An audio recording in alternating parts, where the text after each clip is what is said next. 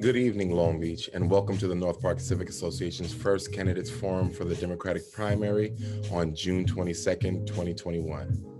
We must inform you that there will be early voting starting on Saturday, June 12th at 9 a.m. in City Hall, located at 1 Westchester Street, Long Beach, New York. In preparation for tonight's events, we fielded questions from the North Park community and body of this organization, the North Park Civic Association. None of the candidates were privy to these questions in advance of tonight's forum.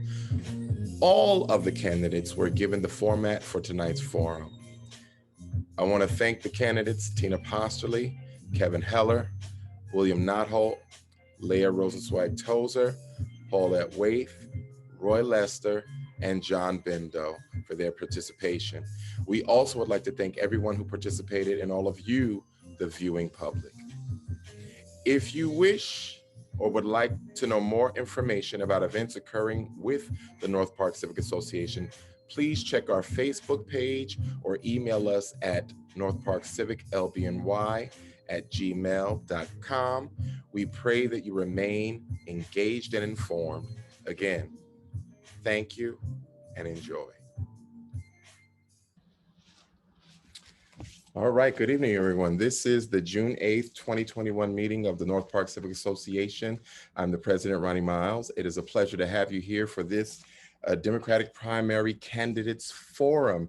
We're here to hear from the candidates, ask them a few questions, get their vision. This is definitely coming from a North Park point of view. Welcome, everyone. Welcome our candidates. Tina could not be here because she had another engagement, but she will be having opening remarks by Nora Egan. So we look forward to that. No, Nora Belsey. Oh, sorry, Nora Belsey. Oh, it's not. Hi, Nora. All right, so Nora Belsey will be speaking on behalf of Tina. And we will continue in that format. Opening statements will be 2 minutes. Questions will be 1 minute and 30 seconds. Our timekeeper is our second vice president, Ronald McHenry. Ronald, you're in the building. Happy to be here. All right. And we'll be toggling between questions between myself and first vice president, Anissa Moore. For those who've never been with us before, let's talk about the North Park Civic Association, the rebirth, the renaissance of the only Civic in North Park is the North Park Civic Organization, and our mission is as such to improve the political, educational, social, economic quality of life for the African Americans and other racial and ethnic minorities that are citizens and residents of North Park. With that in mind, this informational session is so that we can teach residents about the candidates and how they can go about making decisions and voting for the people that they feel best fit their needs. Right, good evening, everyone, and thank you once again for joining us. We're excited about this evening's event. We're going to begin based on the order of the actual ballot. And so we're going to begin, we're going to have a statement being made at this time on behalf of Tina Posterli, coming from Nora Belsey, followed by Kevin Heller, and then we'll have a statement by Bill Notholt, Leah Tozer, Paulette Waithe, Roy Lester, and lastly, the Honorable John Bendo, in that order. Okay, and you can hear me? Absolutely. Okay, good. I am reading this statement on behalf of Tina Posterli, who couldn't be here this evening because the school board meeting is happening at the same time, and she is the school board president. Thank you, North Park Civic Association, for allowing me to have my statement read tonight. I would have loved to be with you all in person, but tonight at this time is the last school board meeting I will be participating in as a trustee. I have lived in Long Beach for over 20 years and have been a vocal leader on many issues, including speaking out against the proposed LNG Terminal 13 miles off of our coastline, planning to revitalize the brownfield site where the incinerator was located, raising concerns about increased gun violence, and creating awareness of the damage the wastewater treatment plant has done to Reynolds Channel. I have dedicated my professional career to creating meaningful social change and fighting against environmental injustice. I am running to continue the progress being made with the financial restructuring plan that is in place to finally right-size a budget that has been woefully mismanaged in the past. I've worked with a $140 million budget throughout my time on the school board, and I'm proud to have worked with my fellow board members, the district, county, and state officials to achieve a 0% tax levy increase for the 2021-2022 school year. This type of teamwork is what I strive to replicate at the city level. Keeping our schools open throughout the pandemic has given me experience in best practices to move our city forward, and I will work to ensure our post-COVID recovery plans are supportive of working class families, and that development plan consists of quality, affordable housing, which is vital to all of us to be able to continue to live here in the future. I will take a neighborhood first approach and conduct town halls to listen to people's concerns on a regular basis. Most of all, I am running because I love Long Beach, and I want my 20-year-old daughter and all our young people to be able to continue to live and thrive here. We have wonderful resources here, but we need to be more mindful of what we do and how we do it. And with your vote, we can build a stronger Long Beach together. Thank you. Okay, and thank you. And once again, although she's not here, thank you, Tina Posterli, for being a part of this evening's event. You are appreciated this evening. Mr. Heller, you have the floor. Thank you. I was born in Long Beach 52 years ago. Here, our parents moved here from New York City after World War II. My kids there for a fourth generation. My grandparents moved here for one reason, because they heard they could find affordable housing in Long Beach. My parents were able to buy a nice affordable two-family home in 1971 where they still live. In order to be able to stay here now that they've retired, my parents have a Section 8 renter in their downstairs apartment. It's a valuable program for renter and homeowner alike when executed properly. I, like many of you, have had my share of financial ups and downs. It would have been easier to leave for a more affordable locale, but I chose to stay here because I absolutely love this town. A little more about me. I went to Magnolia Open School. I spent my high school and college summers on the beach as a lifeguard, having swam for the Tiger Sharks on the swim team. I'm currently the Brotherhood president at Temple Emmanuel of Long Beach, and I serve on its executive board. I've been a Little League and recreational basketball coach, as well as a longtime participant volunteer fundraiser for the Long Beach Polar Bears. Although it's partly a beach obsession and active lifestyle that keeps me here, I've always believed the real value of Long Beach is its diversity.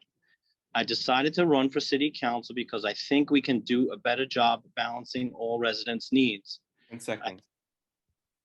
Sorry? You had 10 seconds. Oh, I'm excited to be running alongside Bill Notholt and Leah Tozer. Thank you so much. Thank you. All right, thank you so very much. Good evening, and we're going to move on. Good evening, Mr. Notholt, the floor is yours. Good evening, everyone.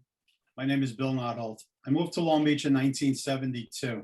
I have been an active member of the Long Beach Fire Department since 1975. I was employed by the City of Long Beach at the sewer plant for 35 years. This city needs positive changes, new ideas, increased revenues. The working families need a place to live. The board and members of the Martin Luther King Center need to be respected for what they do. The quality of life has been lost.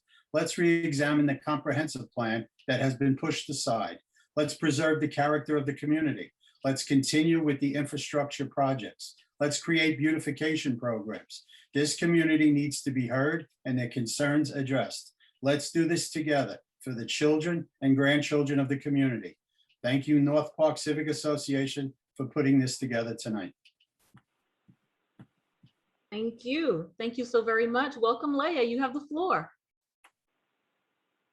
Hi, everybody. Thank you so much for having me and hi to all our running mates and everybody that's on here. I'm sorry I look a little nuts, but like always, I work 7 days a week and I've been sweating and gross all day, and I'm just shot out of a cannon. So, but let me just, for those of you who don't know me, I'm Leah Rosensweig Tozer. I've been living in Long Beach for over 27 years.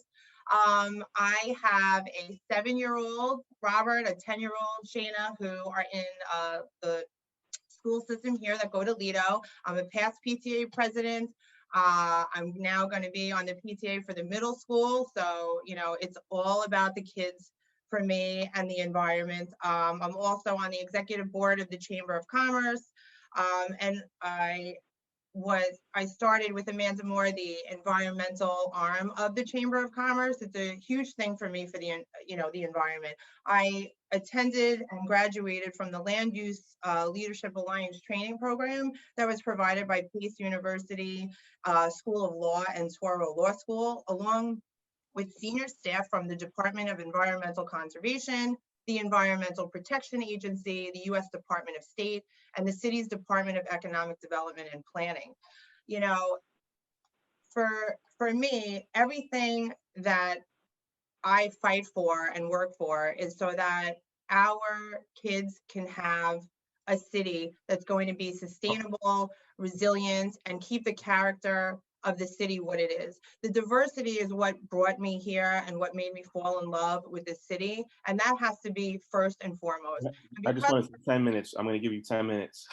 You got 10 more minutes. 10 more seconds. I'm sorry. Oh, I was like 10 minutes. I'm like, but a big thing for me is being a real estate broker is affordable housing. We don't have enough. That is one of my biggest issues that we have to tackle. And I just ask everybody for your support for myself and my running mates. And I love you all. Thank you very much. Thank you so very much. Welcome tonight. Welcome, Paulette. The floor is yours. I'd like to thank the concerned citizens of North Park for inviting me. For those who do not yet know me, my name is North Park Waithe. Civic. North Park Civic Association. Thank you, North Park Civic Association. Thank you very much, Mr. Miles. For those who do not yet know me, I am Paulette Waithe. I'm a financial professional who is a candidate for City Council. I moved to Long Beach back in 2014, shortly after Sandy. You can consider me an outsider with no affiliation. I bring a fresh perspective to the issues that face our city. For the past 15 years, I've been an associate vice president for a financial advisement firm working within U.S. fixed income. As many of you are aware, some of our biggest issues facing the city concern comprehensive, complicated financials. With that understanding, smart investments in our city is an integral part of Long Beach's future. My skill sets will serve the Long Beach well regarding this investment. 30 seconds. Moreover, I'm running with Council President John Bendo and School Board President Tina Posterli to continue the progress of the current administration. This administration has balanced the budget, revitalized community-led boards and commissions, and stopped kicking the proverbial can down the road on costly litigation. Beyond that, quality of issues will always be a top priority of mine. I was born and raised in Brooklyn. My last apartment was a Section 8 home before I went off to a state university, Binghamton University. And then I was able to purchase my first home. That's what I want for everyone. Thank you. Thank you. Thank you. All right, at this time, we're going to welcome Mr. Lester. Good evening. Hi, good evening, everybody. I'd like to thank everybody who joined us on this call and the North Park Civic Association for hosting this forum. For those that don't know me, my name is Roy Lester. I've been a Barry Island resident since 1952. I went to grade school and high school here, as did my 3 children. Running for city council was never on my bucket list. I'd served 5 full terms on the school board, and I know the toll that this type of service takes on your day-to-day life. However, this year, when the Haberman $131 million judgment came down and our total debt was revealed at $460 million, I knew I had to run for council. Although I attended council meetings for years, it was during the iStar fiasco that I became deeply involved. During that educational process, I became acutely aware of how broke Long Beach is. This year, the amount we pay in debt service alone reached a record $17 million, and we had to borrow another $3 million just to balance the budget. I strongly believe when it comes to running a city, finances are the most important. People expect certain services for their tax money, and if the city can't afford them, it directly affects our quality of life and the financial security of our municipal workplace. As a bankruptcy attorney for over 35 years, I understand the dangers of unchecked spending and the cost of poor credit ratings. While on the school board, I helped our Moody's rating climb to 6 steps above the city's. When it comes to budgets and finances, I've experienced that no other candidate has. Experience, commitment, and knowledge, exactly what I would look for in a city council candidate. I'm not saying that they are easy or instant fixes, but I truly believe as a council member, I could move this city in the direction we all want. Tonight, I'm asking for your support. Thank you. Thank you. All right, thank you.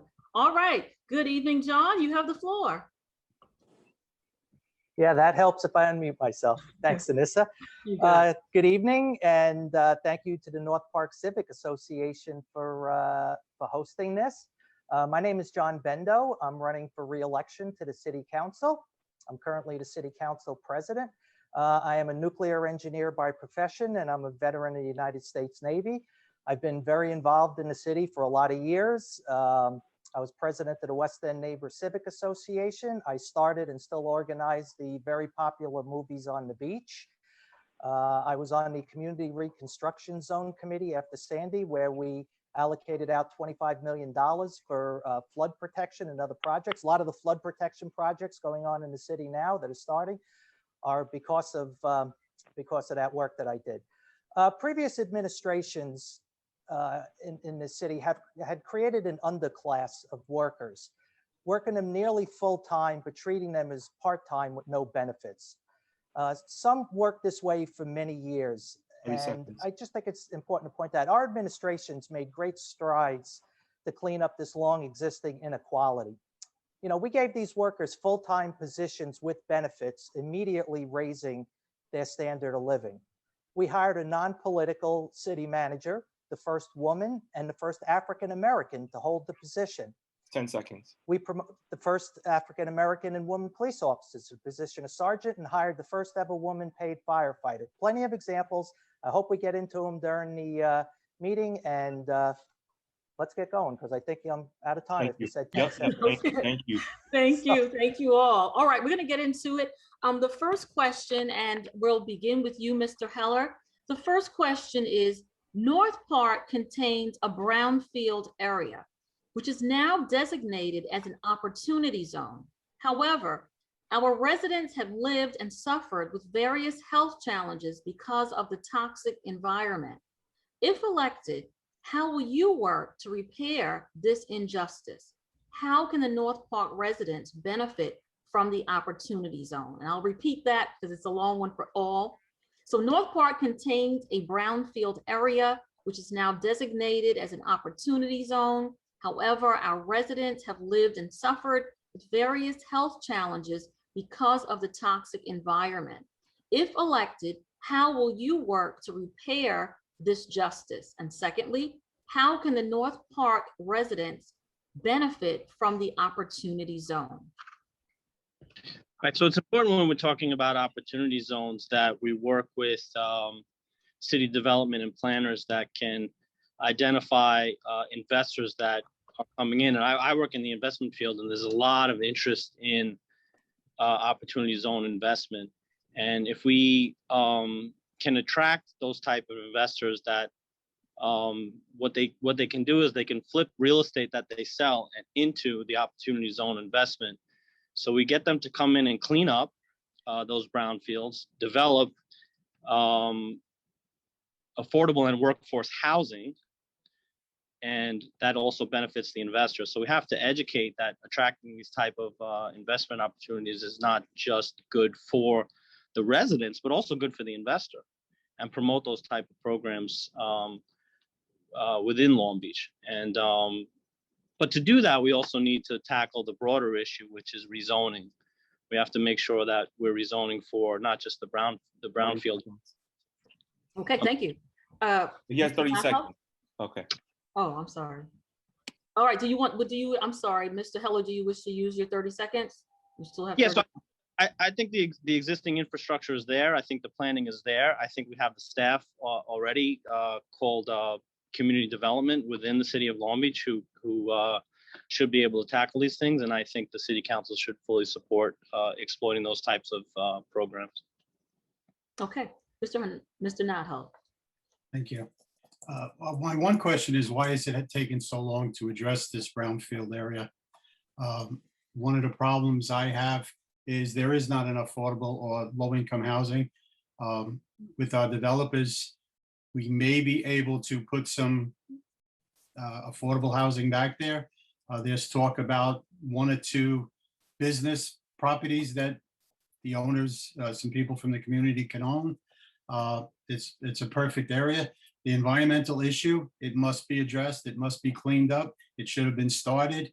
One item we will address immediately is to start taking care of that and get rid of all the people standing in the way, and the legislators need to help, and anybody we could get in the higher authorities to get this done, we'll work on it immediately. Thank you. Okay, thank you. Ms. Tozer? Sorry. So look, the brownfield is a huge issue. And, you know, the bigger thing for me, and I think that what we should be talking about here is environmental justice, right? And if we're talking about the benefit for the people who have been living through this, you know, it's the concept that all people, regardless of their race, color, national origin, or income, need to receive fair treatment and have meaningful involvement with respect to the development, implementation, and enforcement of environmental laws, regulations, and policies. And the problem is, in my opinion, is that we don't have any of those done right now at all. We don't have any environmental policies together.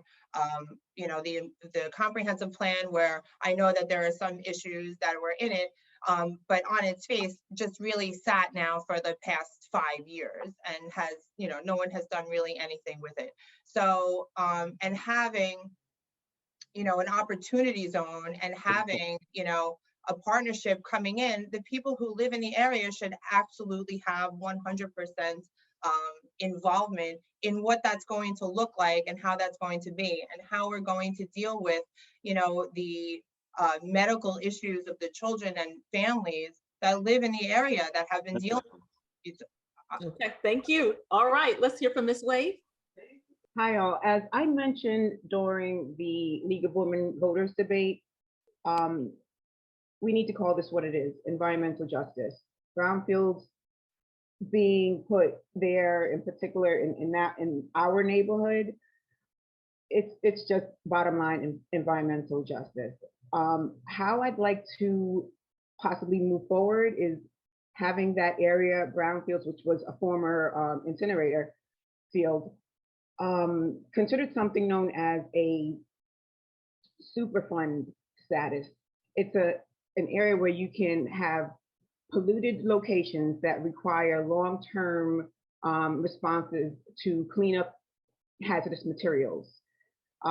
That's something I'd like to look into further as an effort to address some of the environmental justice that has plagued East Pine for quite some time. Thank you. Thank you. Mr. Lester? Once again, this is an economic issue. You're not going to have an opportunity zone that somebody has to pay to clean up unless they're able to make money on it. And this has been around for so long, and for so long we've talked about it and nothing's been done. And, you know, this is, I can't blame this current administration. This goes back years and years. But we have to find a way that economically we can clean it up. And Paulette's right, there are Superfund funds available. There are ways to do this, but you know what? It requires action. We have to do something. And once we do it, you know, we have to figure out a way to get some sort of affordable housing. I'm not sure that economically we can do that. And we've talked about different uses for that particular area that won't require housing. A lot of times you can put something on a piece of property that was slightly polluted, or, you know, but you can't have housing on it. And that's very important. You don't want housing on what was formerly a brownfield area unless every bit of dirt is removed. And that's so costly that it's not likely to happen. So it's one of these things that you're going to have to look at the economic attributes of it and see what we can do to actually make it so that somebody will clean it up. But the fact that it hasn't been cleaned up all these years is absolutely, I'm sorry. I'm done. Ridiculous. Okay. All right, thank you. I got my word in. Bendo, you got it in. Mr. Bendo?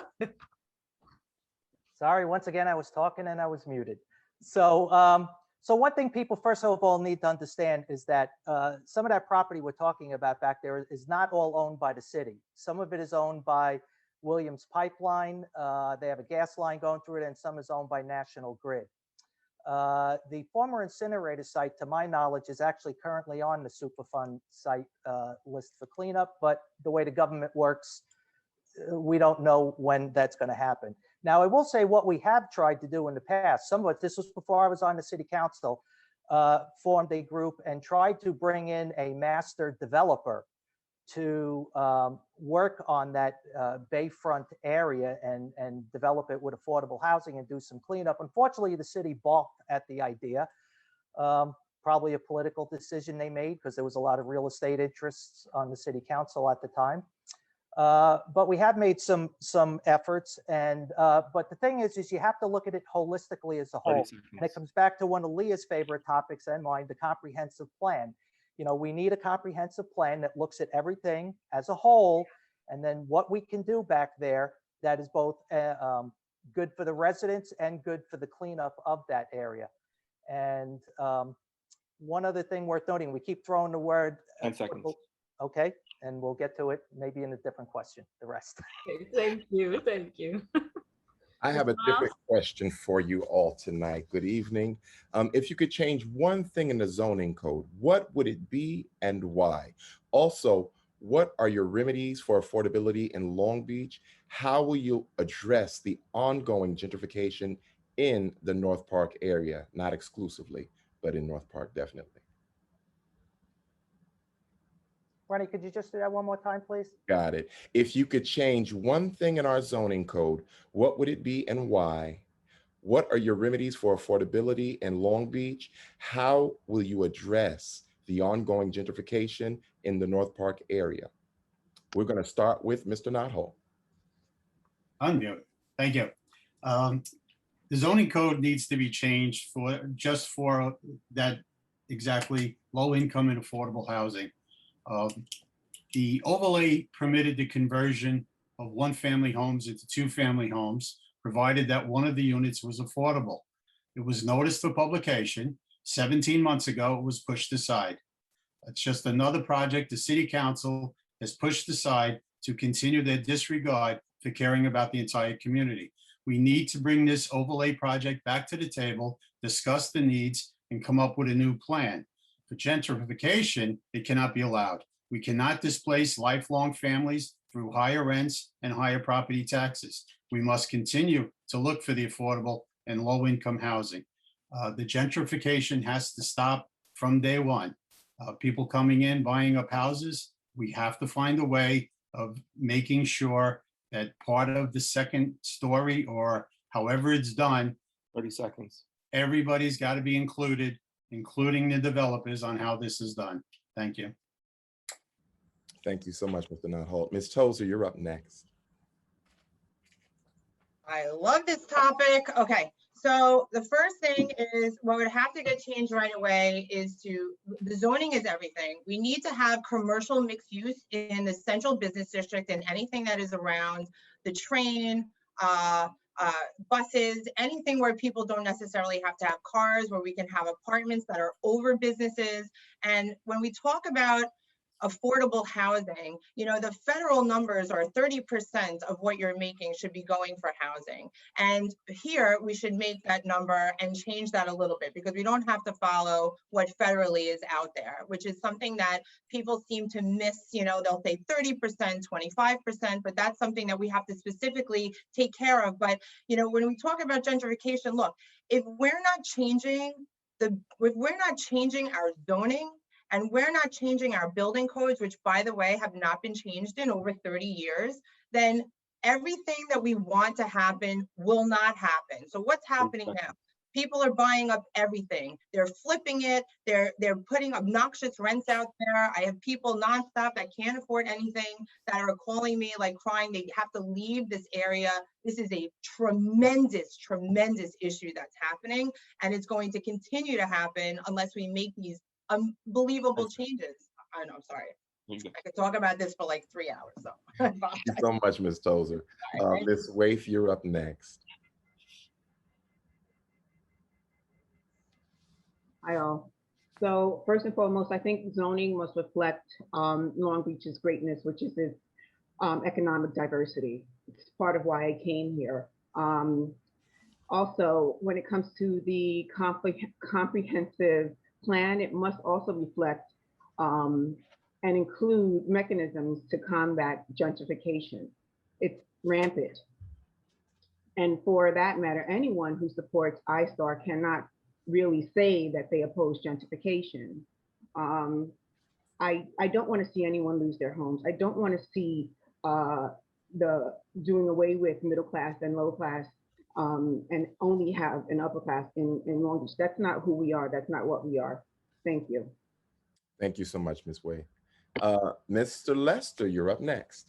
Yeah, the problem with affordable housing is the definition of affordable housing has to do with the mean income in Nassau County, and it is not affordable for certain areas. If you're on a fixed income, if you're in, let's say you're earning $40,000 a year, there's no such thing as affordable housing on Long Island. It just doesn't work. And that's where the government should really step in and make some sort of program so that people can get a house, take a while to pay for it, 20 or 30 years, they have to live in it, and that can actually be affordable. Now, you ask about the one thing in the zoning that should be changed. I'm not saying it should be changed because it's such a mishmash of reasons that we don't have it, but a lot of times people need a second income in their house.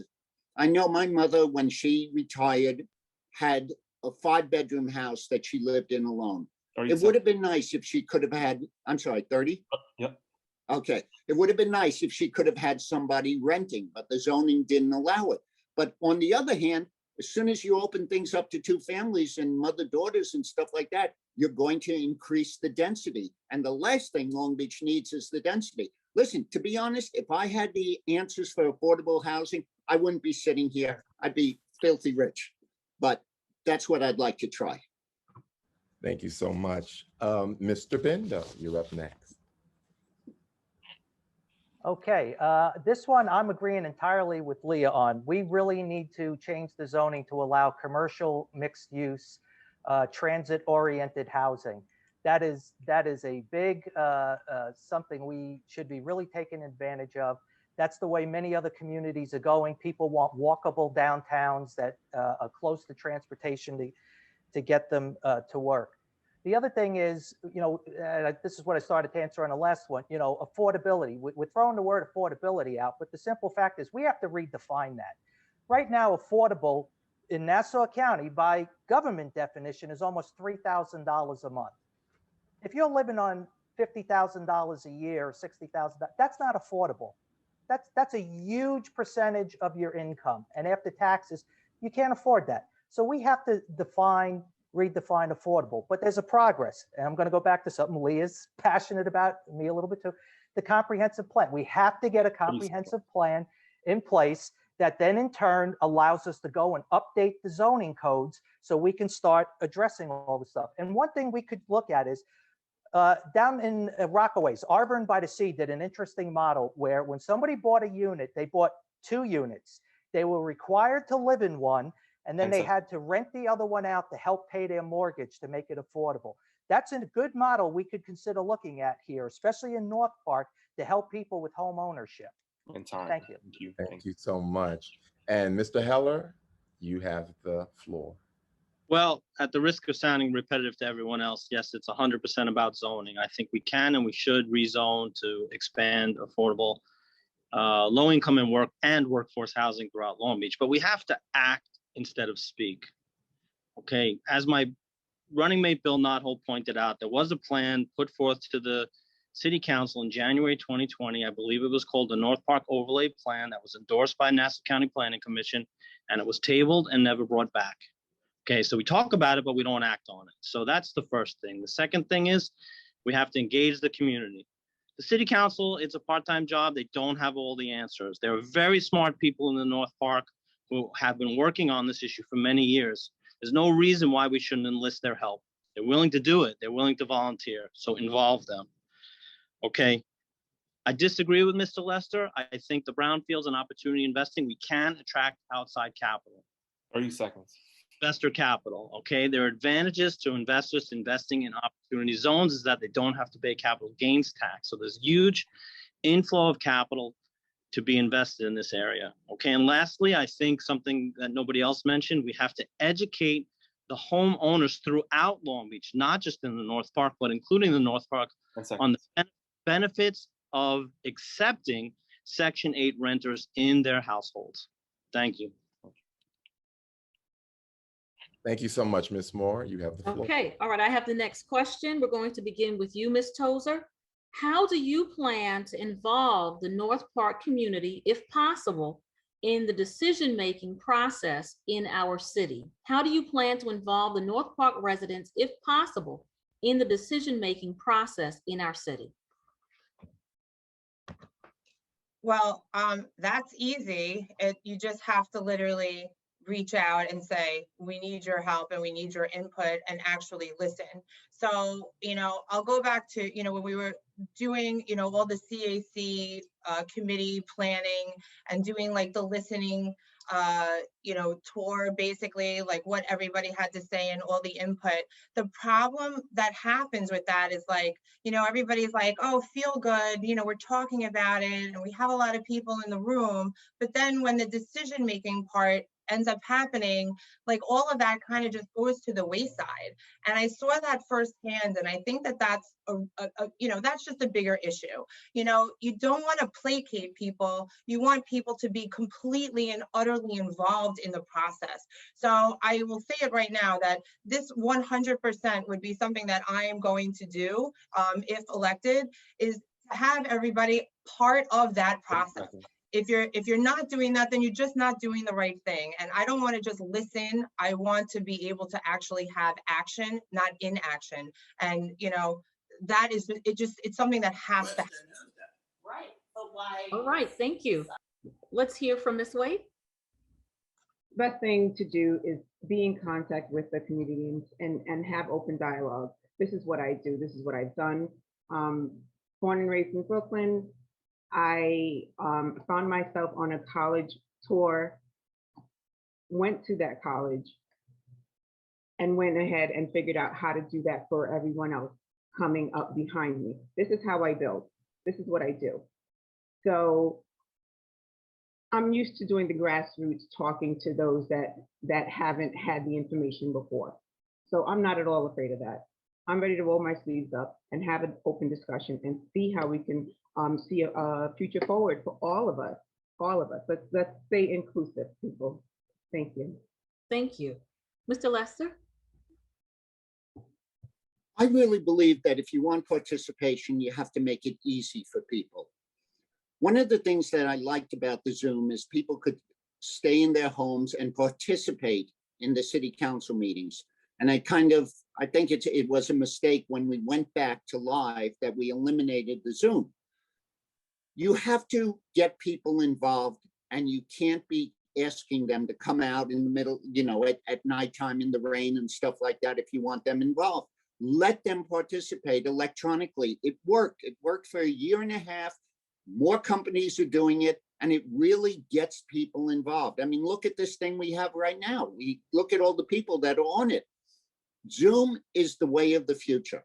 So if you want people to ask questions, if you want people to offer suggestions, make it easy for them. Don't, not that you have to chase them for it. They will come to you if you make it possible. 30 seconds. You got it. That's it. Thank you. All right, Thank Mr. Bendo. Okay, I remember to unmute that time first. So I don't have to talk in abstracts and theories. I could tell you what we've done. We have set up to get community involvement. We have done something, to my knowledge, has never been done in the city before. We have stood up or reinvigorated 16 resident-led boards and commissions that cover all kinds of topics in the community: public safety, senior citizens, things like that, all kinds of topics. And there are a large number of residents from across the city that are on there and are providing direct input to the city, guiding on how we move the city forward. So that's something we are already doing to get the public input in a lot of it. The other thing, our community development director has an advisory committee that is has a little focus on the North Park area.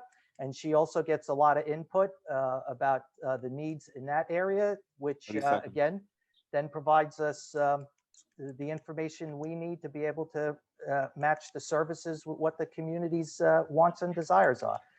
And I guess I'll leave it there. Okay, thank you. Mr. Heller. Well, the first thing is you really have to roll up your sleeves and get involved and get to know the people, right? You can't just command from the outside. You know, you have to show up to the MLK Center, their celebrations. You have to show up to their marches. You know, my family's been there for the MLK celebrations. My kids have volunteered as part of the Jewish organization at those functions, and we've really gotten to know the people. You know, one thing that I found interesting recently, showed up to the your evangelical church, and not a single person asked me why I was there. They just accepted why I was there. So there's very good people there. We can't just have committees. We have to listen to what the committees say, right? We convened a whole bunch of committees, for example, to produce a police reform plan that called for community policing. And then we hired a commissioner and executed a plan that is the exact opposite of that. So it's great to have committees and have community input, but listen to them. Okay, the North Park people have been fighting for affordable housing for years through multiple outreach, and it just needs to be acted on. We really have to listen. Okay, thank you. Mr. Notholt. Excellent question. This is all part of my game plan. I've said it since my first statement I made, there has to be public input. I plan on inviting all the leaders of the community. We have meetings, discussions, we meet for coffee. I have all the time during the day. I'll be in the neighborhood. We need to get all people involved in the process. Committees are great, but serving on a committee and having nothing to say doesn't help. Participation, I will come to you. I agree with the Zoom meetings, as Roy Lester said.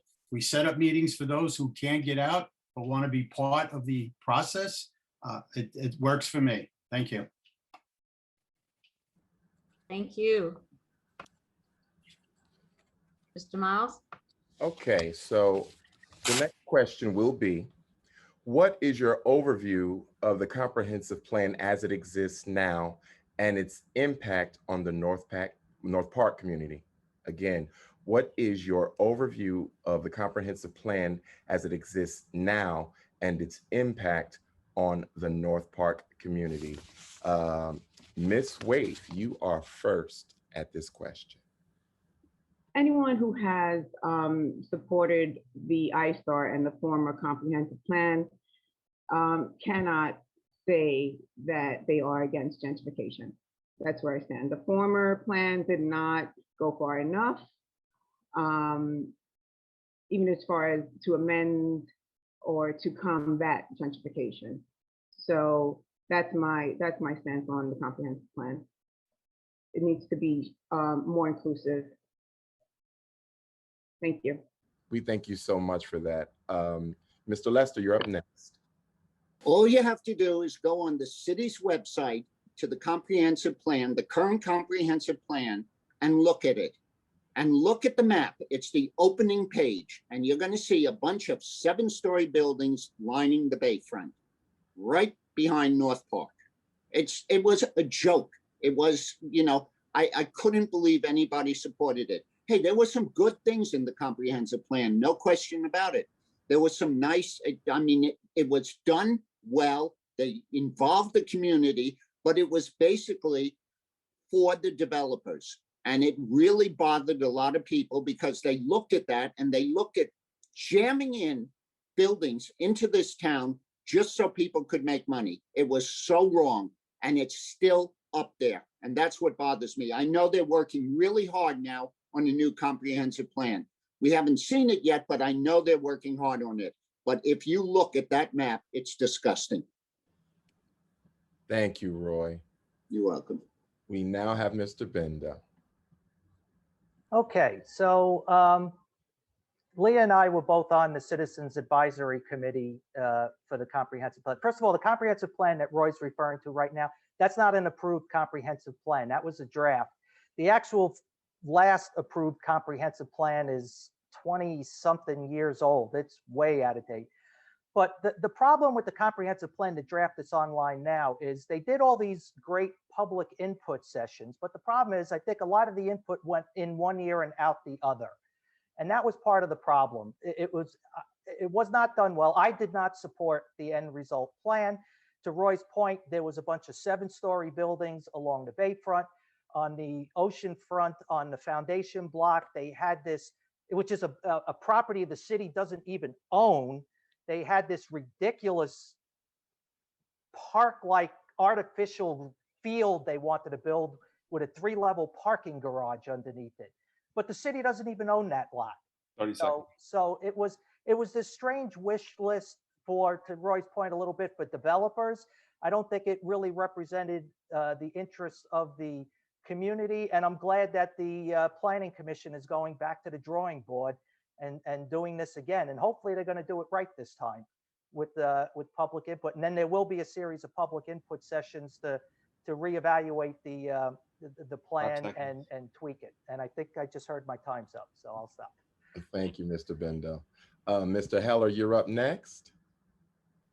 Sure. Well, first I would say, once again, we can't wait until an election year to start talking about reviewing and updating a comprehensive plan. It's got to be a living, breathing plan.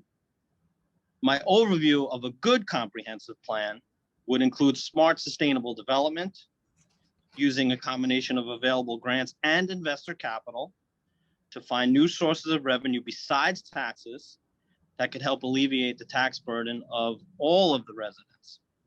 It would also include beautification of the central business districts, which could employ people that live nearby, and could take some of that tax savings and investor capital and invest it back in disaffected portions of Long Beach. Again, I would repeat that the beauty of Long Beach is its diversity, and we have to make sure that any comprehensive plan addresses everyone's needs. I'm not against development.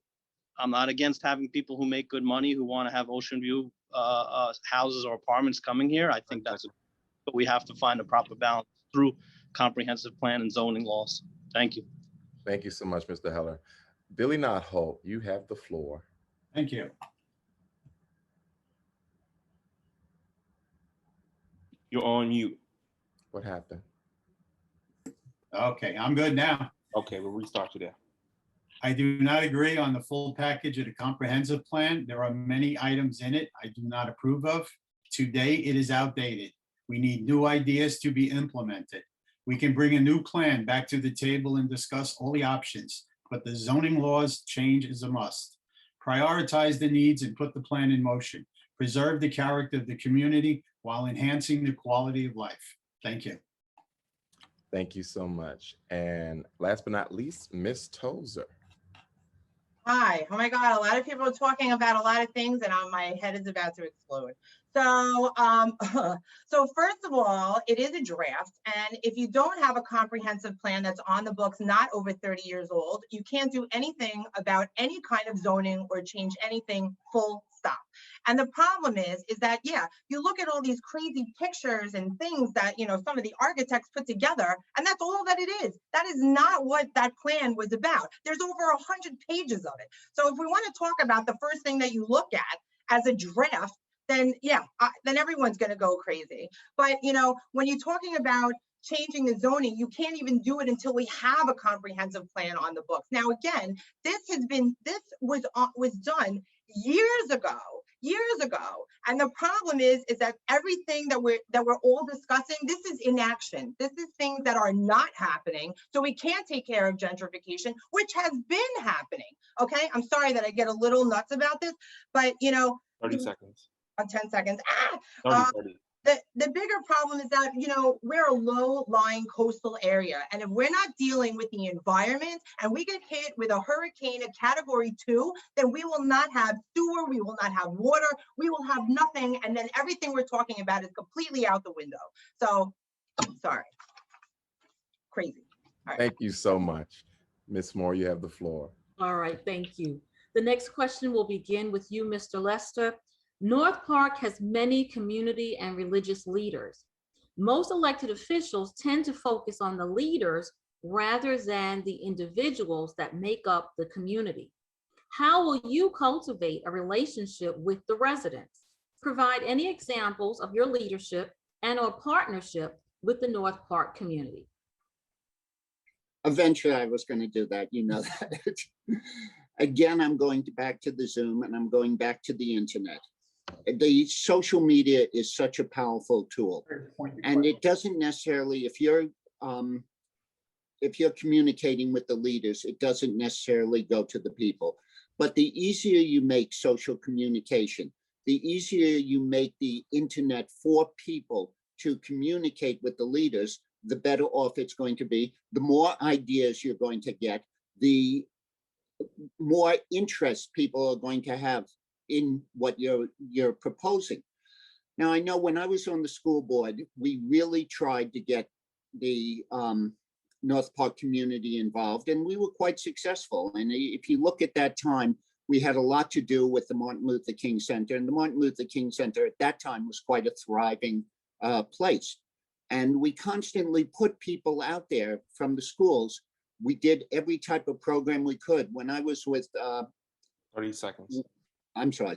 When I was with Project Reach, we had people there, and you know, it's really important that you try to help the people that need it. And when we were educating kids, people appreciated that, and we got a lot of feedback from that too. Anytime you're talking about kids, you're always going to get feedback, and that was a really important thing that we did. Thanks. Thank you. Mr. Bendo? Okay. Well, I mean, there are several ways to it. I'm going to come back to all the committees we have formed. Those are not necessarily all community leaders. Those are just regular people that we get in. And now it's not specific to North Park. There are North Park people on these committees. But again, it's to get a community-wide development. One of the things it may sound a little simplistic, but the city manager and I go on walks through North Park. Sometimes at lunchtime, we just take a walk through. I mean, I've done some of the community walks with Anissa in the past, but they're valuable for just walking around and saying hello to people and chatting with them. So that's a good way to get input from people. One of the other, obviously, ways too that I guess an advantage I have that maybe others here do not is I get to talk to the city workers too that also live in the North Park community and get their point of view. You know, as I said earlier, that's how we found out about a number of them having worked in this almost full-time hours but part-time status for years, and we were able to elevate them into full-time positions with benefits because we talked to them and found out what was going on. So it's just getting out there and getting face time with the people. And I think I'm out of time, so I'm going to stop there. All right, Mr. Heller. Well, I mean, expanding on what my partner, Mr. Notholt, said, I think the first thing in getting people to come out and be engaged as individuals is to show that you're listening. I think sometimes what happens with certain areas of town, you know, at the times that they've come and spoken at city council meetings, they don't feel that they've been heard, so they don't come back. So you have to really listen. You have to really incorporate what their concerns are. Examples, as you know, I mentioned I'm a Brotherhood president at Temple Emmanuel. Temple Emmanuel has formed the Black Jewish Alliance, and I think we need to do more of those kind of things where we're bridging the gap between neighborhoods and see ourselves as one Long Beach, not two separate Long Beaches and not four different civic associations, but one Long Beach. And that's how I view it. In terms of getting to know the individuals, I can tell you I know them. I grew up here. I've got friends that work in sanitation, at the rec, in sewer, and water, and DPW, etc. So for me, If I want to hear what the community is thinking and feeling, all I have to do is reach out to my friends and ask them. Thank you. Thank you. Thank you. Mr. Notholt. Thank you. The people I know in the North Park community are the residents. They're city employees, they're volunteer firefighters. I will be meeting with all the residents. This weekend, I had the pleasure to meet with one of the religious leaders from the community, and he spoke highly of the residents and what the residents were looking for. And I do feel reaching out to the religious leaders also helps, because you do have people who don't know who to turn to. I don't believe meeting with a lot of the people, you're going to hear exactly what they want, but maybe with a religious leader and other leaders and the residents, you'll get a more idea of what is needed in the community. Thank you. Thank you. Ms. Tozer. So for me, I feel like I'm like the luckiest one here, because I get to go, I get to go into people's homes. I get to look and see how people are living, get to know them on an extremely personal basis. But a lot of the things that I do, I don't like to talk about, because I don't do it so that I can say, hey, look what I did.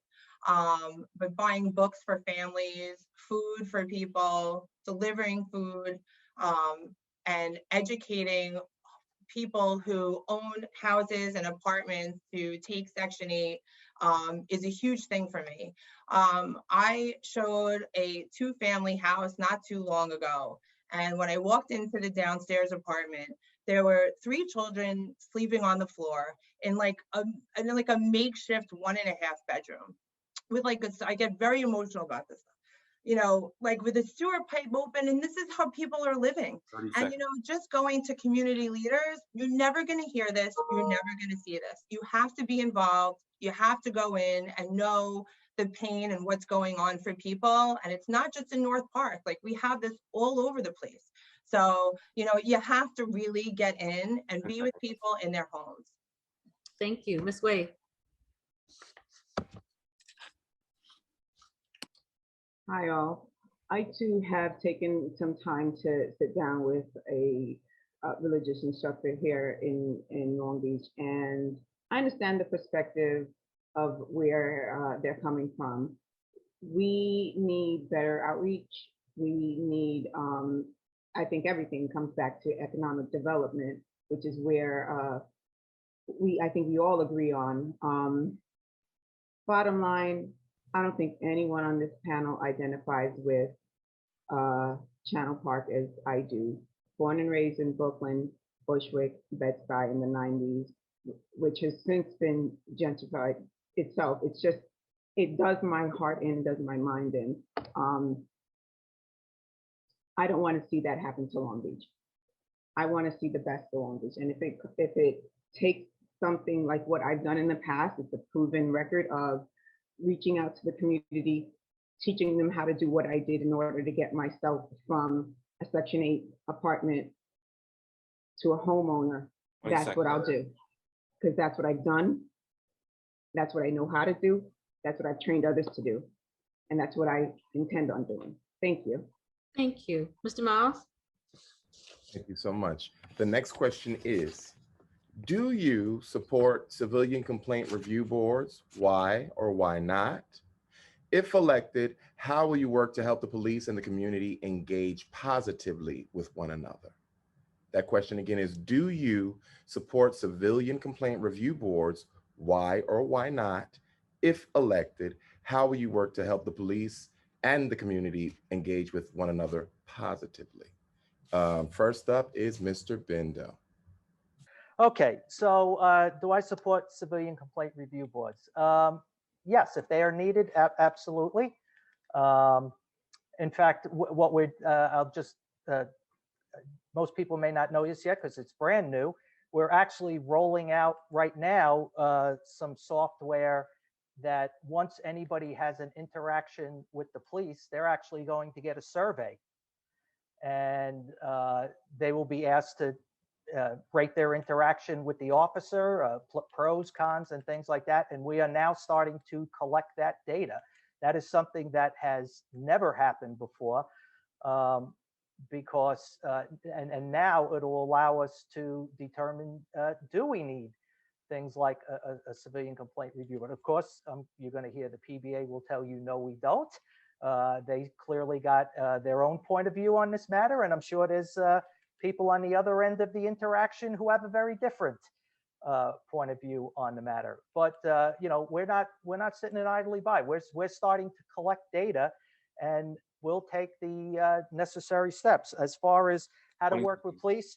Right now, we have started under our new police commissioner. We have started what they call directed patrols, where the officers are required.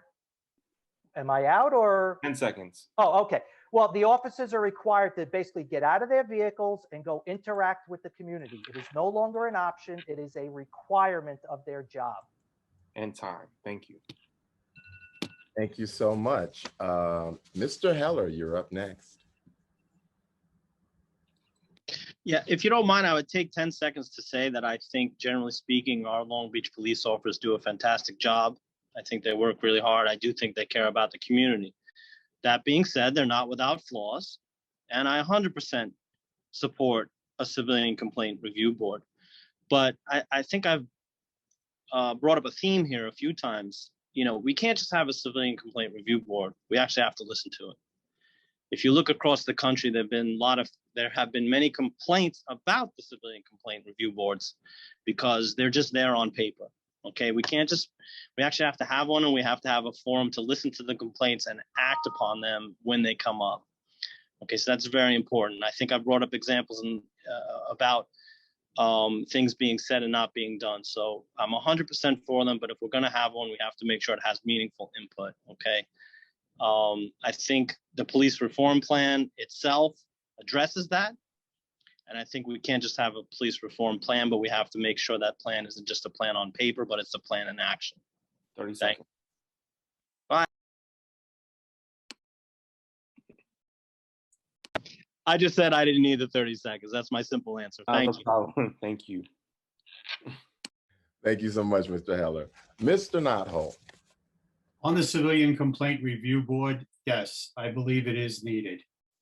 Police accountability, community policing. I will ask for police officers to walk through the community with members of the council. Part of the police reform policy we asked for in the beginning was body cams. We were told they were too expensive. The safety, accountability for both police officers and residents are needed. Thank you. Thank you so much. Ms. Tozer, you're up next. I love my running mates. Okay, so the short answer is yes, we should. And two, yes, it's, you know, I know that it's disciplinary action after police do their own investigating. So, you know, you can't just have the, you know, the review board and not do something about it. But what I will say is that I think that our police do, you know, almost all of them, they do a great job. They love this city, and I know they love the people. And just this weekend, you know, we were at a barbecue, and you know, two of the police guys were there, and we were like, you know, playing games with the kids. It's our job to make sure that everybody's in the room and talking to each other, and you know, not, you know, screaming this and that and going, you know, getting crazy. You got to put everybody in the room together, and it's extremely important. I have just a very short answer, you know. Thank you so much. We appreciate that. Next, we have Ms. Waithe. Hi, all. So in respect to civilian complaint board, if it's needed, absolutely, I'd support that. I support anything that would have open conversation between police and our citizens. It's disheartening what I've heard in respect to we need to have a better understanding between maybe some of the newer hired police, and maybe, you know, get them to know some more of our residents and just get to know the city of Long Beach just a little bit better. And if it takes me starting up some sort of, I don't know, developmental or mentorship program in that effort, then I'm the woman to do that. It's what I do. Thank you. Thank you so much. We now have Mr. Roy Lester. Yes, I do support a civilian review board, even if it's not needed, because when you have something like that, people will believe in it. They will think, you know, even if the complaint is unfounded, at least they would have an independent party looking at it. I happen to be a very big supporter of the police that we have right now because they're just really nice guys. I've known a lot of them. I've had interactions with them, and all my interactions have been positive. And what John was talking about, what Commissioner Walsh has done about getting the police to walk around, to actually engage with the people, I think that's an excellent idea. Because I think a lot of times what you don't know is what you're afraid of. And once you get to know these guys, and once you meet them and you see them day after day, you get comfortable with them. And it really works out. And it's going to be a lot less of a problem when somebody is familiar with the person that they're engaged with. You see that with the postman. You know, you have the same postman every day, and all you do is you say hello and you're friendly with them. It'll be the same way with the police. Thanks. No problem. Thank you, Mr. Lester. Ms. Moore. All right, we're coming close to the end of our program. This next question will come back to you, Mr. Heller. How do you envision inclusion and diversity within our government? How do you envision inclusion and diversity within our government? That's a tough question, Anissa. Obviously, you got Bill, Lee, and I, 2/3 Jewish candidates. I mean, I think it starts from the bottom, right? I think people become disaffected when they don't feel heard and they don't feel included in the decision-making process, right? So if people are coming to North Park Civic Association, for example, and they come up with ideas that get into a plan that don't get enacted upon, they throw their hands up and say, why am I bothering? Right? So I think it starts from the bottom up so that people feel like they're being heard, so that they feel like if they run and they get elected in office, that they can actually make a difference. I think, you know, broadly speaking, we need to just have people in positions in government, whether that's city council or elsewhere, school board, that are the most qualified for the job, irrespective their race, nationality, religion, etc. And I think we do have those qualified candidates in Long Beach. We are a reflection of the country in terms of our makeup. It is very diverse. And I just think we have to do a better job of making people feel from the bottom up that they are being heard and they are being included, and then they'll feel more comfortable themselves running for government positions and getting that support. Thank you, Mr. Notholt. Thank you. My goal is to include everybody in the decision making. They're not going to be easy decisions. There'll be hard decisions. And if the people understand and things they've asked for and maybe they didn't get, they'll want to be more involved. We need to give them a chance to be heard, include everyone, make people part of the city, part of the council. We'll listen to them and we'll move on from there. Thank you. Okay, thank you. Ms. Tozer. So, you know, having, you know, inclusion in our government is extremely important. You know, we need to foster an environment where individuals are valued for their differences and all of the, you know, thoughts and ideas that they could bring to the table. And that has to be an initiative, and it can and should be a policy of the city, which I know that they do in other cities around the country. So I feel very strongly about it. I mean, that is what the character and what makes this place so fabulous. And it's just something that we have to do and be extremely aware of. Thank you. Ms. Waithe. Hi, when it comes to inclusion and diversity, I think our current administration has done an excellent job at this by first and foremost hiring Donna Gaden, our first Black female city manager. I am happy to know that citizens like the CSEA employees that got raises as they should have gotten raises to an employable rate. This is what Long Beach is about. Diversity, inclusion. This is why I came here. This is the city council that we need to see in place. Different colors, different sexes, different religions. This is how inclusion happens. This is how it's done. And the current administration is actually doing an excellent job at it. So thank you. Thank you. Mr. Lester? The way you really prove diversity and improve it is with the leadership. And when you have somebody like Donna Gaden at the top, it really sends a powerful message to people. The same thing in the school district with Mr. Myers as the principal of the high school. It sends a message to the kids. It sends a message to everybody that, hey, it's not about color. It's about ability. It's about we all can work with this thing out. And you see somebody like that, and you see how powerful it is as a message. And I think, you know, as much as I hate to give Mr. Bendo any credit, they did an excellent job on that. Sorry, John. They did an excellent job on that. And it wasn't just with Donna Gaden. It's all the way down.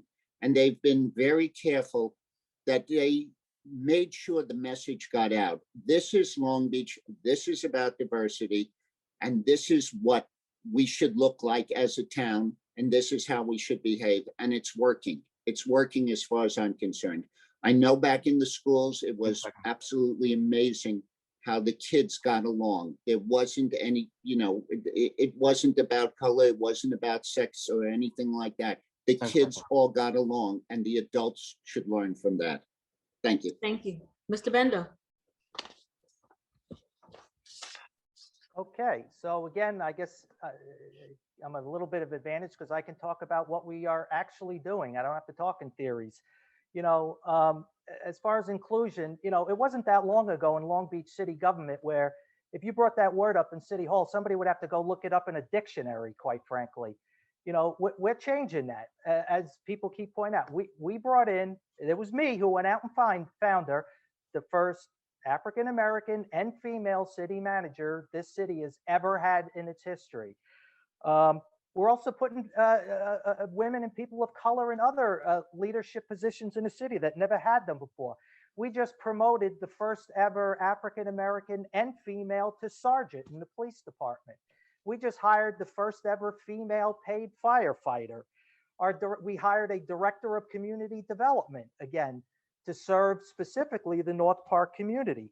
Our deputy city manager, African-American. Our corporation council that we had hired, first ever female corporation council, that was us. And and then we promoted somebody internally, again, a sanitation superintendent, our new one. Again, already delivering on this. You know, this is important. This is how you elevate people, by putting these people in leadership positions. So, you know, the rising tide raises all boats. That's as the old saying goes. So, and now I'm getting the high sign. Okay. Yes. Thank you. Thank you. Mr. Miles? All right, our final question is one that is food for thought. The question is, many people in our community believe that the government does not work for them. After having little or zero contact with North Park, why should we support you now? Let me repeat that. Many people in the community believe that the government does not work for them. So after having zero to minimal contact with North Park, why should we support you now? And Billy Notholt, you have the floor. Oh, we're exactly what we've been saying since day one. We're here for the community. We're here for the residents. We want to walk the neighborhoods. We want to talk to the people. I've been friends with a lot of people in North Park for the 35 years I worked in the city. I've been to block parties. I've been to their house. We're going to be there for you. I'm not the doctor. I'm not the lawyer. I'm just the everyday sewer worker. I'm a volunteer fireman. I'm there for the people. And the community itself has embraced us in the last 2 weeks. And it's great. They don't ask us why we're there. We talk, we have conversations. My daughter had a chance to teach some of the kids when she was in Long Beach School District. It's just part of the city. It's always been part of the city. I'm available. I'm going to be there for the people. I'm going to be there for the whole city. I have the time, I have the interest, anything I can do, anything I could bring to the candidates I'm running with, Leah and Kevin, when we serve on the council, they're going to hear from me every day and every night on the things that have to be taken care of. We're going to be there for the community. Thank you. Thank you so much. Leah Tozer, you're up next. So I would just say this, look, I've been working since I'm 11 years old and I still work every single day. When you want something done, you give it to a busy person and they get it done. If anybody knows me even if you know me for 10 minutes or you know me for 10 years, when I say I'm going to do something, I do it. And that's really what you need to know. I think it is so disheartening that, look, let's just talk about like how many people come out and vote. We're a city of like 35,000 people, and in the Democratic primary, 2,000 people vote. I mean, it's just crazy. So I could just say that, my heart is in this. And when I say I'm going to do something, I make it a priority and it gets done. And, hard work pays off. And that's really all that I can say. Thank you so much. Ms. Waithe? Hi, when it comes to the North Park community, it likens itself very well to Bushwick and Bed-Stuy of the 1980s and 90s in my eyes. I could relate to it because I identify with it. I don't see how we can't work together. I can only be an asset.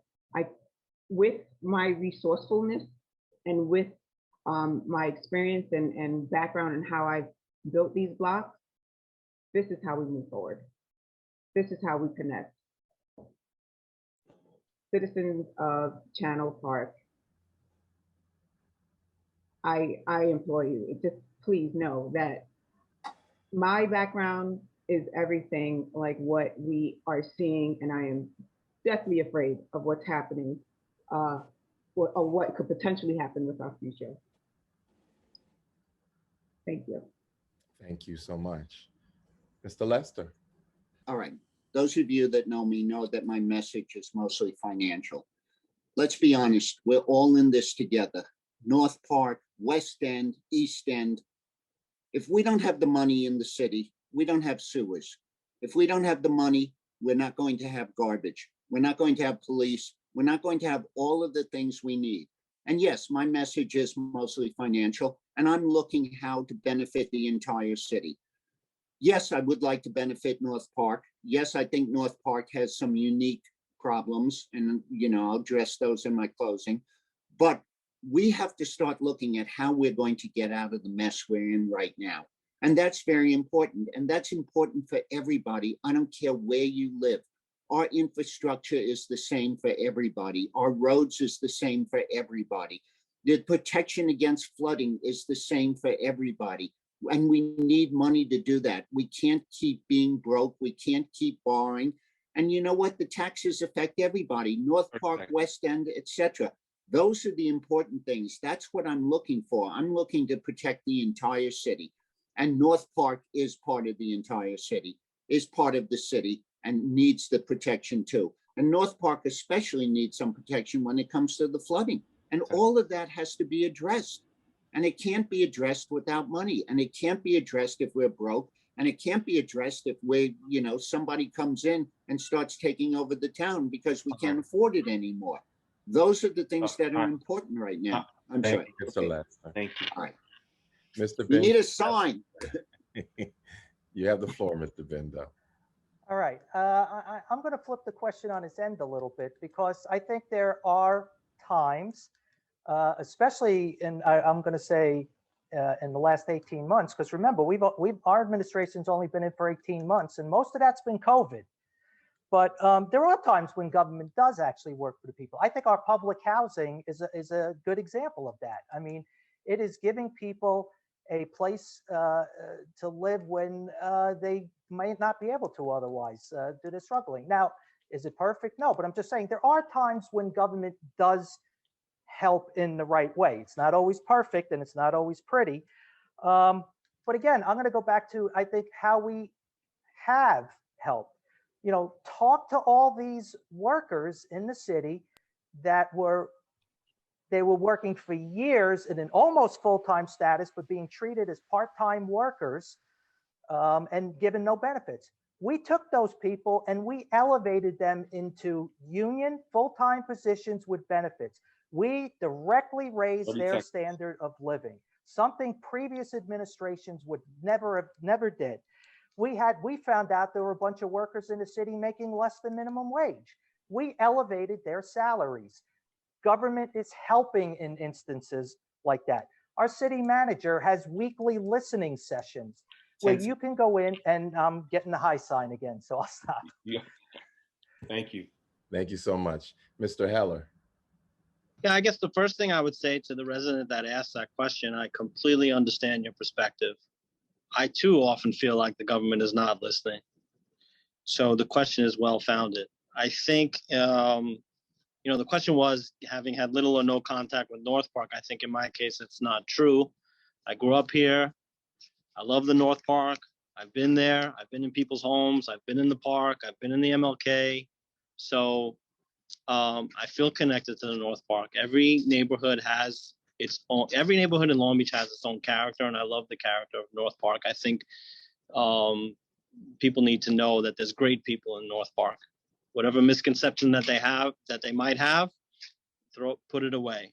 So our intention at Long Beach United is to continue to stay connected to North Park. It's not a new connection, but continue to stay connected to North Park and really listen. I think I've said it a few times today. We can't just talk about plans. We can't just talk about plans in an election year. We have to start day one, and that's our intention. Thank you. Thank you so much. We've come to the end of our question portion. We're getting ready to move into our closing statements. Ms. Moore, you have the floor. Now I'm muted. All right. We thank everyone this evening for this really interesting conversation, and we hope that this conversation will continue. At this time, we're going to move into our closing statements. We'll begin with you, Mr. Bendo, and we will finish at the end with a statement from Tina Posterli. Before you begin, Mr. Bendo, I just want to reiterate, it's a minute and a half we're giving to each candidate, so we can go. Okay, thank you.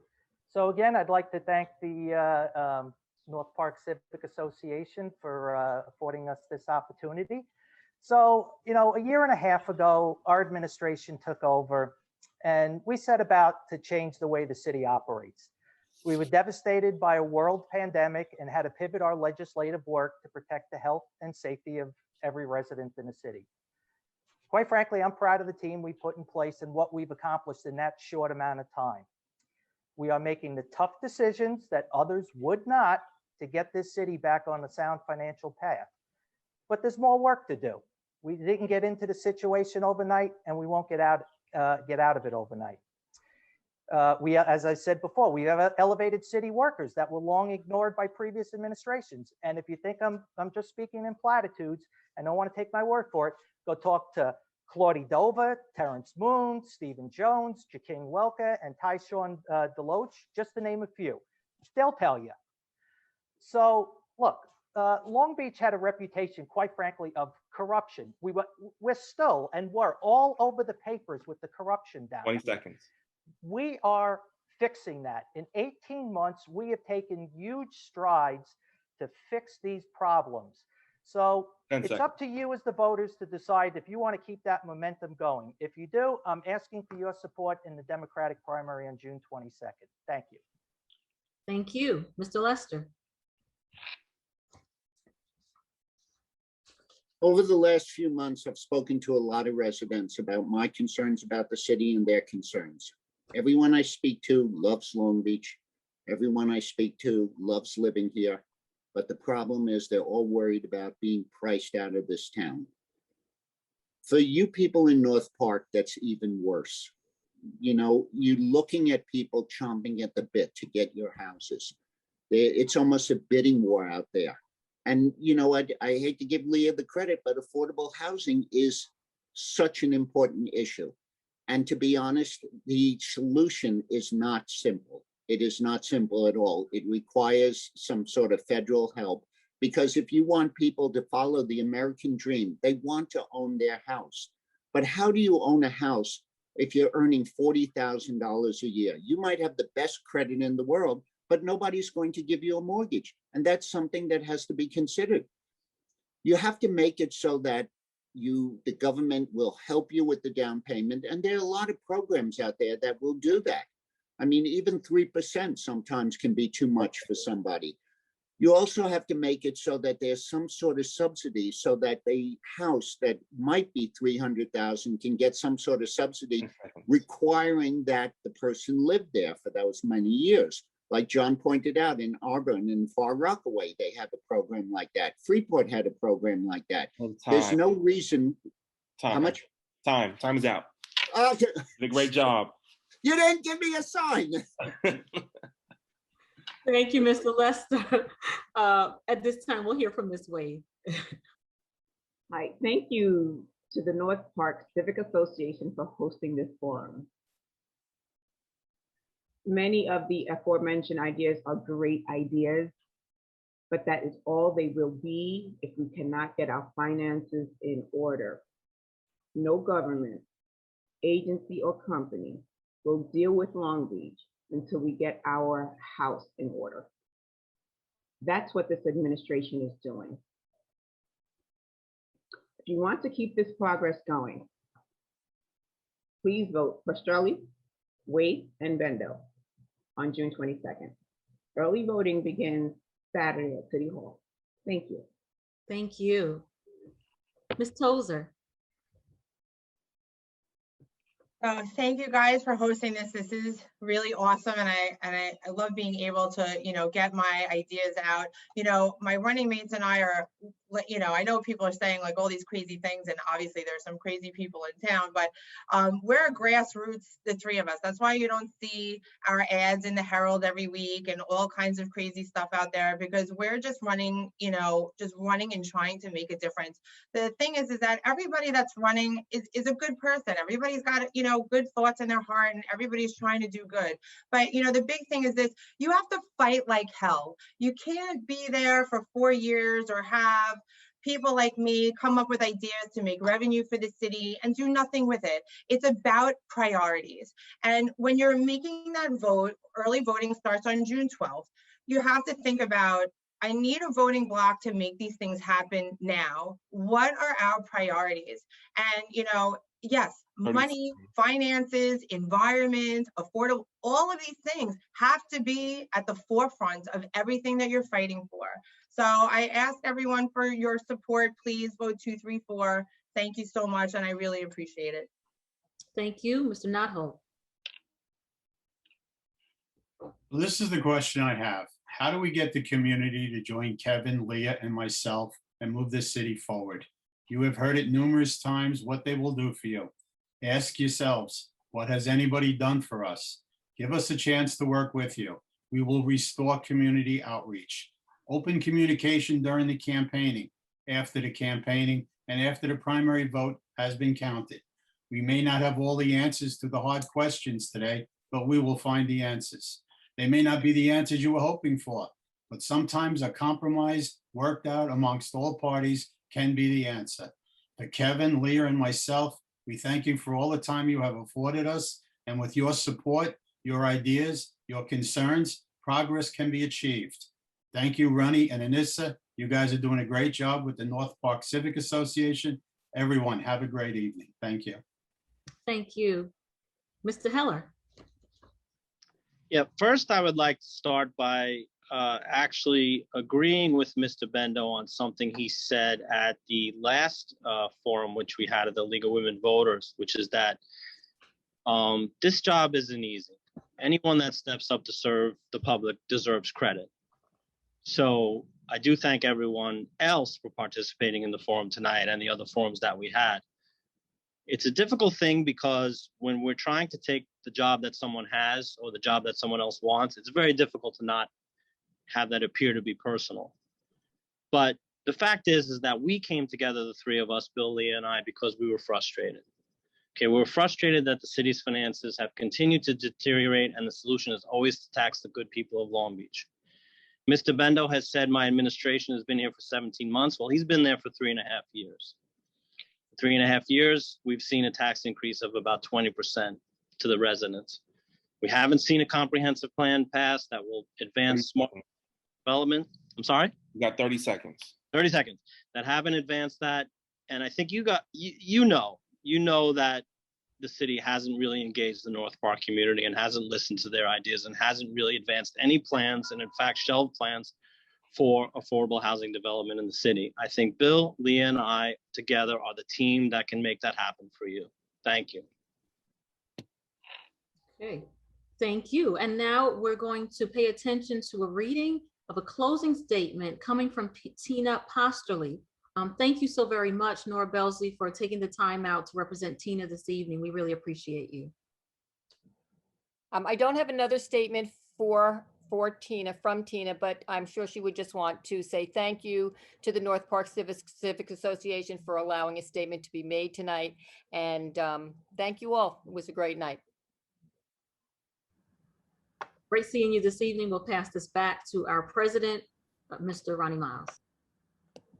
Well, we want to thank you all for your participation. We want to thank all of the candidates. We wish you all well. For those who we've been hearing it all night, the primary will begin June 12th, this Saturday at 9 a.m. The polling place is, you can see it behind me, 1 Westchester seat, AKA City Hall, the place where it all goes down. So what's going on is we are going to be voting early from June 12th up to June 20th. The actual primary day is June 22nd.